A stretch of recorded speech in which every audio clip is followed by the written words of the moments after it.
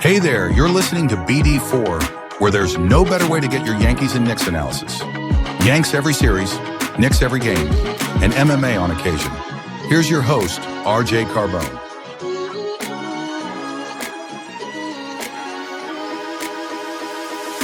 And a high drive into left center field. Stanley's going to watch another one fly. Are you kidding me? DiVincenzo a three. Bang! Bang! Knicks take a Take this time to apologize to absolutely nobody. At the wall. See ya! See ya! See ya! Mr. Nova. Anthony for three. Bang! That one goes down and the game is tied. Rose, you shook up the world again. I did it again. My God did it, man. I really just have Gonna have to. Brunson running away. Oh my! He has been the best player to put on that uniform. Ball game over. Yankees win. The Yankees win.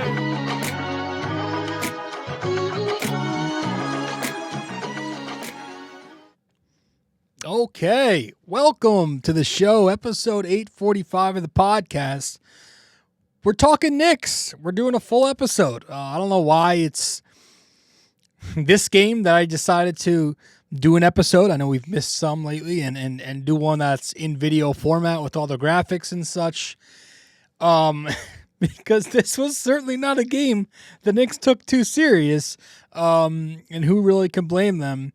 The Knicks lost to the Pistons tonight, and, credit to the Pistons. They're a fun little gritty team.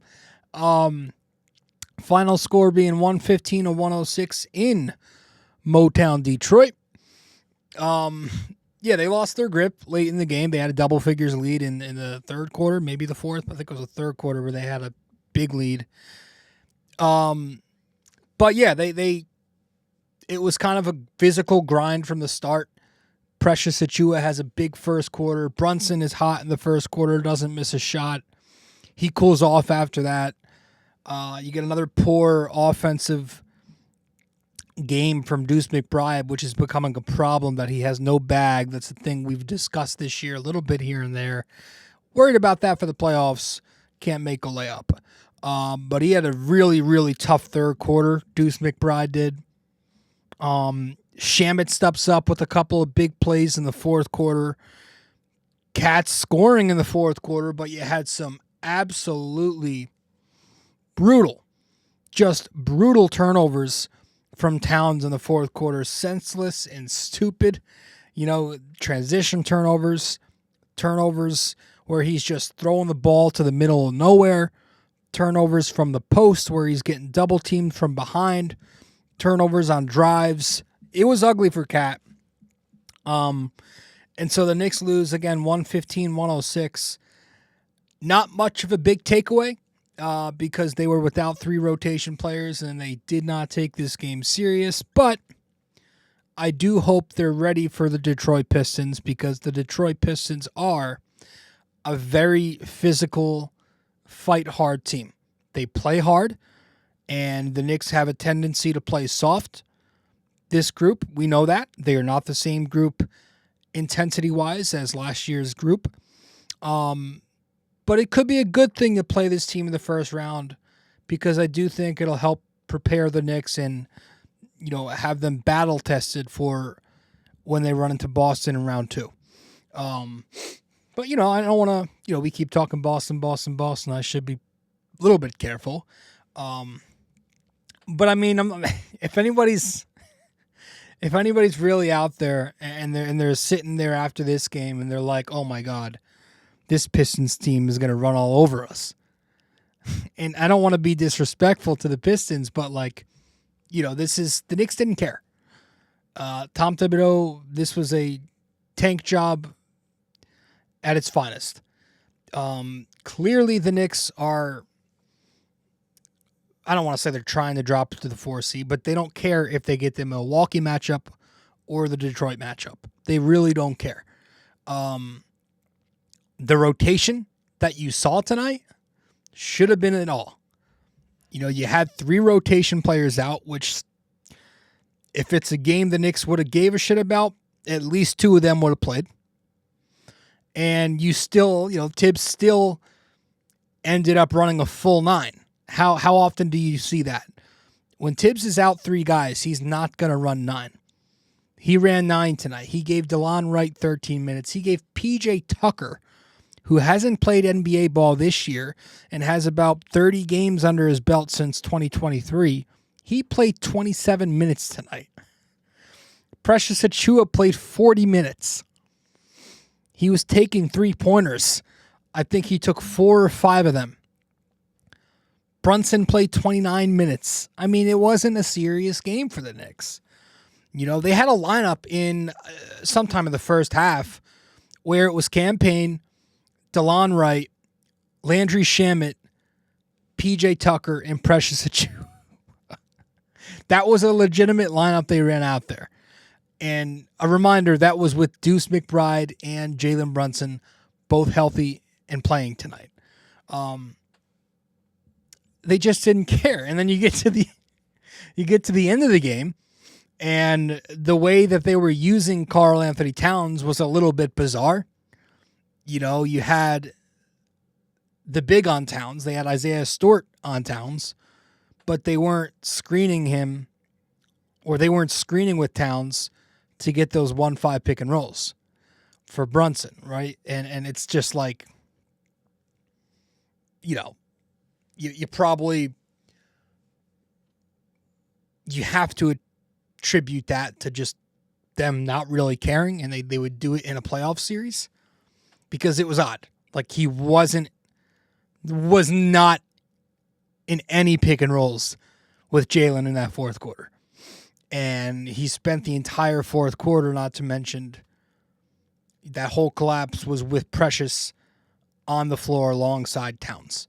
So it just led to jumbled up 4-on-5 offense, bunch of turnovers, poor shots, late clock offense, bad ISOs, allowing easy help defense, and welcoming pre-rotations. Like, it was all that, So I don't think the Knicks took this one too serious. I'm going to go out on a limb and say that. But, the one thing that I hope we see, because we haven't seen it all season long, and we definitely didn't see it in this game, the Knicks do need to make sure that when it comes to crunch time in the postseason, they're optimizing Karl Anthony Towns' gravity.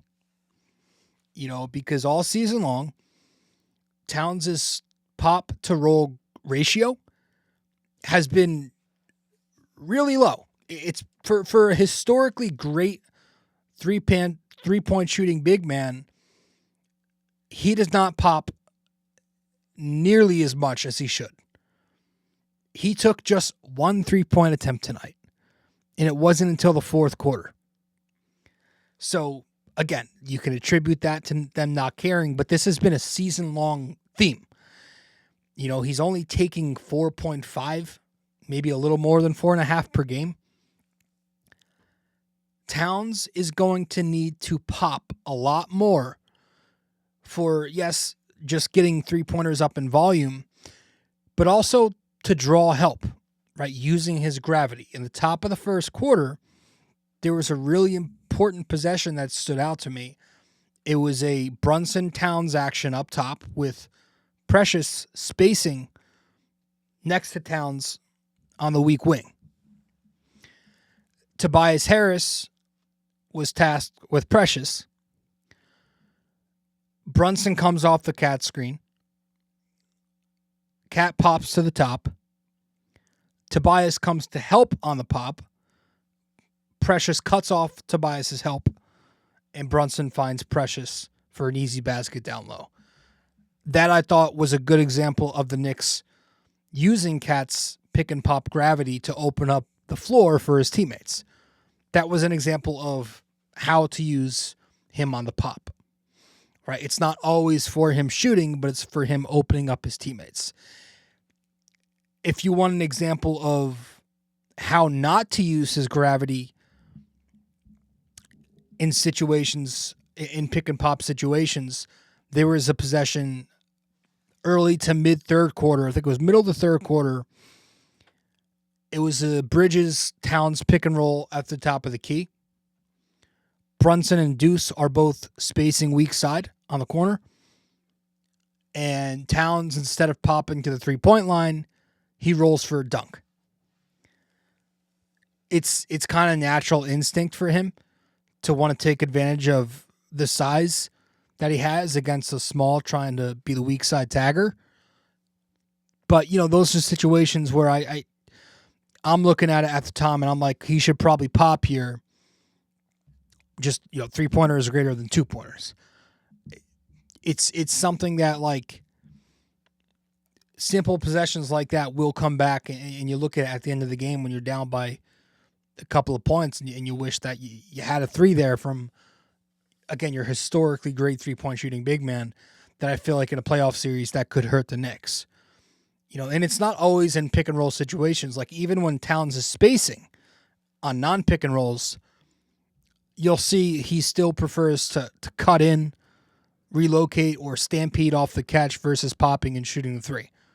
There was a possession, and shout out to at Shaq's NBA on Twitter for posting this clip. Early the first quarter, Brunson's got the ball on the right wing.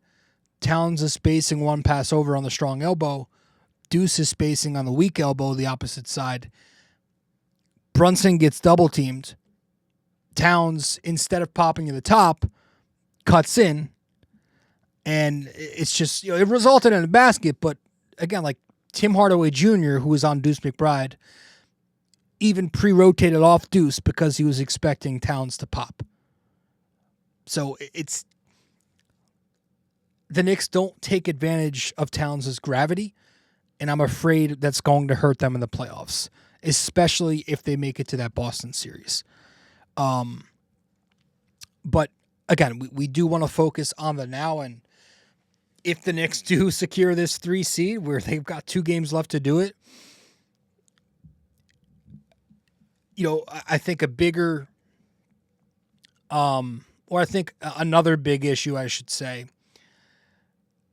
is the other end of the floor and how they're going to stop Cade Cunningham. Cade Cunningham tonight went off for 36 points. Needed only 24 shots. He shot 67%. The Knicks tonight were way too small. They were without their switchability. No OG, no Hart. And so they were forced to assign Deuce McBride to Cade Cunningham. Deuce has done a nice job on Cade in the past, but at the end of the day, he is very small. And you saw that expose him.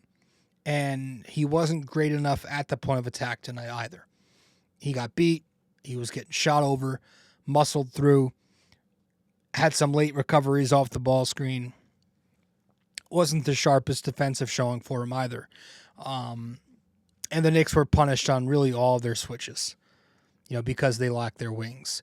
Middle of the third quarter, you had a Cunningham Duren pick and roll. The Knicks switch it. Precious gets killed at the basket. Early in the fourth quarter, you had a Cade Cunningham, Dennis Schroeder action. The Knicks switch it, and DeLon Wright gets back down on the post. And they weren't really sending much help to those Cade ISOs either. They were staying home off ball, just because it's kind of difficult to send help with the way Bickerstaff sets up his offense. But yeah, like most of Cade's offense in this game was with Precious out there, not as much with Cat. When Cat's out there, you saw some high coverage, and I think that should be the formula to stop Cade. Because Cade is really good versus drop. He's a mid-range master. He's going to take advantage of the space you give him. You saw that tonight when he killed Precious Achiuwa, but and you did have possessions where Precious was on Duran and Cat was on Thompson, right? So that's Precious playing at the 5 on those pick and rolls, which was good. You could hide Cat a little bit when you have those lineups out there. But again, in the postseason, you're not going to get Precious. So, knock on wood, as long as we're healthy. But like the key defensive coverage. I think you just want to go to a high coverage. You want to be leveling on those Cade Cunningham pick and rolls. And obviously that comes with trade-offs and risks, right? You must effectively be in position to tag the roll. If you're going to play up, you have to be in position. You have to be there before the screener gets to his spot. You got to be there before the screener is able to make the catch. And then he's deep on the roll, and now you're late. Playing high and tagging obviously is going to leave you susceptible to open shooters this way. Still, I would rather this be how the Knicks get beat than allowing Cade to drop 60 points, because the guy's got the ability to drop 60 if you leave him in one-on-one coverage, or and again, it's tough because Bickerstaff sets up his offense with spacers on the wings to exploit taggers and to exploit low men in help. So the Knicks are going to have to be sharp in rotation when they're playing that aggressive coverage at the level. And of course, when they're healthy and at full strength, Mitch should help on those pick and rolls, as well as OG Anunoby and Josh Hart, right? But Hart needs to be more serious on defense in the postseason, and OG did get fried the last time he took on Cade. He's not always great at the point of attack versus certain guards, but I do think that's going to be that's got to be the formula. I don't know what Tibbs is going to decide to do, but I'm hoping it's less drop coverage and it's a lot more aggressive coverage at the level on those Cade Cunningham pick and rolls. So that's really my takeaway from this game. We're going to hand out game balls. We'll do that briefly when we return from break, and then we'll wrap this one up. It should be with under 25 minutes. So let's get to a quick break. Be back in less than a minute. Stay with us. BD4 is available on social media for those who want to follow. You can find BD4 on Instagram at BD4Pod. You can find us on X at BD4Pod. And you can find us on Facebook by simply searching BD4.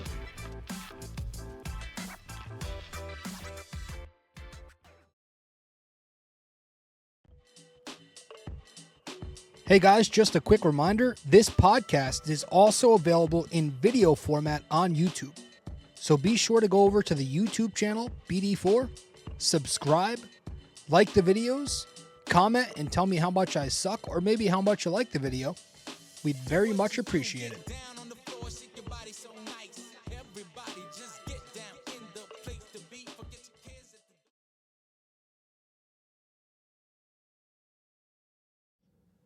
Okay, welcome back to the show.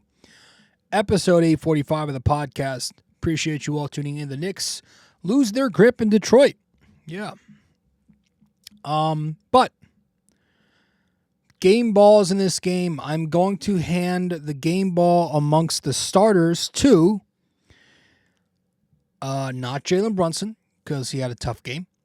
Very, very brutal second half scoring-wise. I'm not going to hand it to Karl Anthony Towns because that fourth quarter just did it for me, although he was on his way.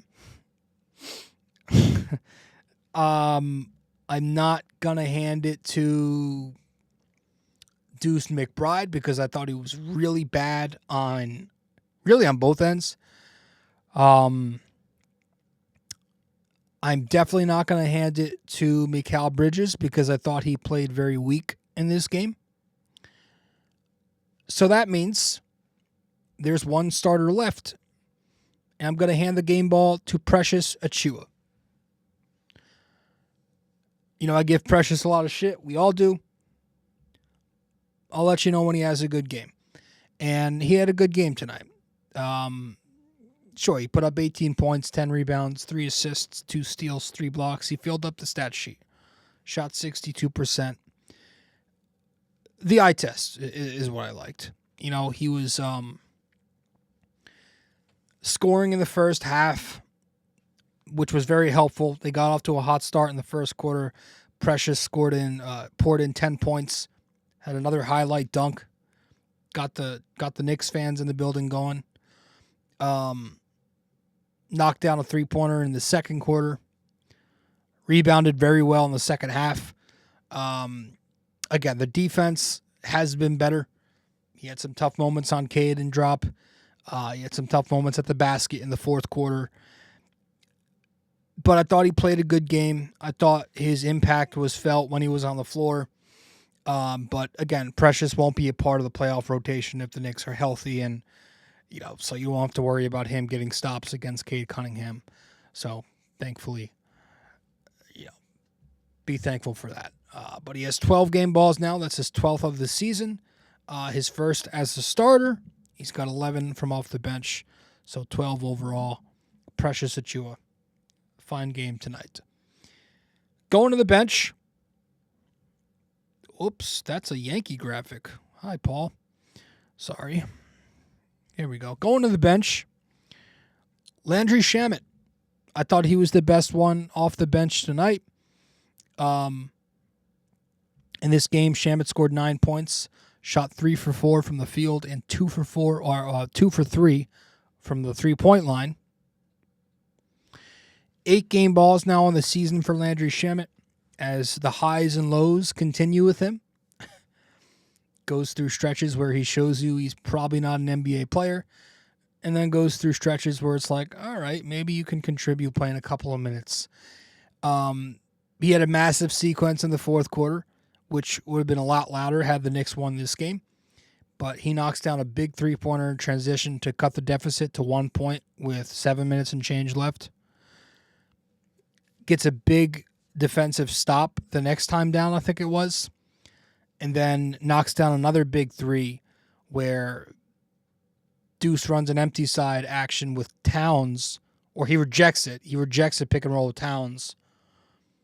Kicks it to the weak side corner. Shamet sidesteps into a three to tie the game at 6:20. So that was a big sequence there for Landry Shamet, who stepped up. But again, he's another guy who also probably won't be in the playoff rotation. Although you never know. You figure that the starters. So you're going to get your starters out there, and that's going to be Brunson, Mikal, Hart, OG, and Cat. And then you figure your 3-man second unit will be Deuce, Mitch, and Cam. Right? And sometimes it'll be a 7.5 man, where Campaign will probably get the short end, or maybe in some matchups, Mitch will get the short end. You figure, they're going to rely heavily on their top 6, right? Your starters and Deuce. So yeah, maybe you could see Shamet in certain matchups, but I have a feeling the 8 guys who are going to play the majority of the playoff minutes will be the starters, Deuce, and then some Mitch and Cam. But Landry Shamet gets his 8th game ball in this game. Good for him. Yeah, that's it. That's it. Up next for the Knickerbockers tomorrow, they've got the second of a back-to-back tomorrow where they're playing the Cleveland Cavaliers at the Garden. It's the last home game of the regular season, so, be a nice game to win. But obviously, nobody in that game will be taking it very serious. And then Sunday, you got the last game of the regular season, but technically a home game. It's at MSG Brooklyn, so 2 home games to wrap up the regular, and then you get to the postseason, folks. But yeah, the Knicks, still haven't locked up the 3 seed. Indiana is red hot, and they've got Orlando and Cleveland up next, and I think both of those teams are locked into their spot. Cleveland is. I think Orlando's pretty locked into the 7th spot. I haven't checked, but none of those, Cleveland's not going to play a damn soul. So Indiana is red hot. They could win out. And, the Knicks with Cleveland and Brooklyn, you never know. Maybe they lose out, and all of a sudden the Knicks get the 4th seed and they're playing Milwaukee. I would rather that not happen. Matchup-wise, I pick it anyway. I don't really care, Milwaukee or Detroit. But I would just rather enter the postseason on a high note winning a couple of games and the vibes not be shit. But that's just me. So with that said, we're going to head to our final break, get back, wrap it up with our trivia question of the night, and we'll do that right now. Stay with us. Be back in a sec. Don't have time to sit down and watch a video? You can listen to BD4 on Apple Podcasts and Spotify. Don't forget to give us a 5-star rating and review on Apple Podcasts. And you can also watch the video format on Spotify too.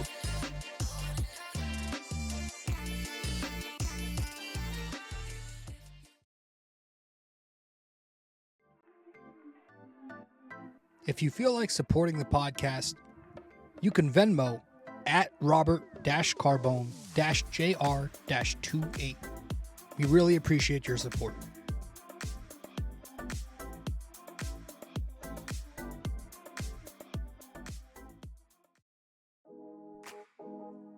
Do you enjoy Yankees baseball but are tired of hearing me yap? I have a suggestion for you. Go check out Yankee Crazy Podcast. Greg Gill is a Yankees podcaster on Apple Podcasts and Spotify, and he's now selling merch. Go to yankeecrazy.myshopify.com.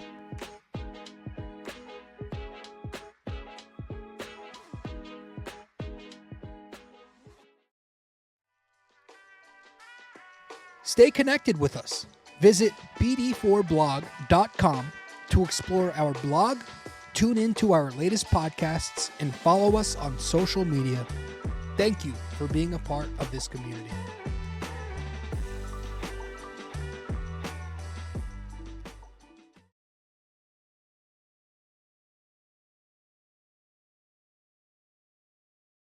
All right, welcome back to the show.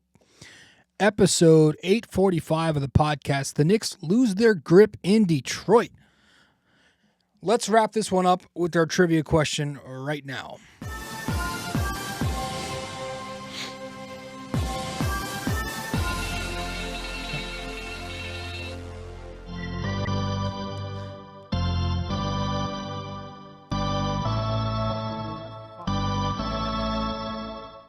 I fucking did it again.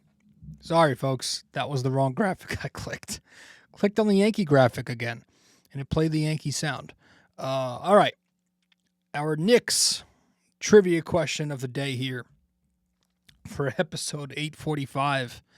It's late, guys. It's 1 in the morning. I got to wrap this up, and I got shit to do in the morning. Our trivia question: how many playoff rounds have the Knicks and Pistons faced each other in? How many playoff rounds have the Knicks and Pistons faced each other in? All right, simple. Let me know the answer. I appreciate you all for tuning in, as I always do. Go Knicks. Playoffs are right around the corner. We're going to be talking postseason ball, and I'm excited for it. Very, very excited for it. So I'll see you guys very soon. See you tomorrow. I should have a Knicks Cavs podcast out. Can't promise it's going to be video. Might be audio. Might be a 10-minute one. Should be a little longer. Maybe we'll do a longer one, but Knicks Cavs podcast coming out regardless. And I'll see you soon. See you then. Yankees fans, I'll see you after this series against the Giants. Later. Thank you all for tuning in. Well, if you made it this far, that means you listened to or watched the entire episode. Thank you.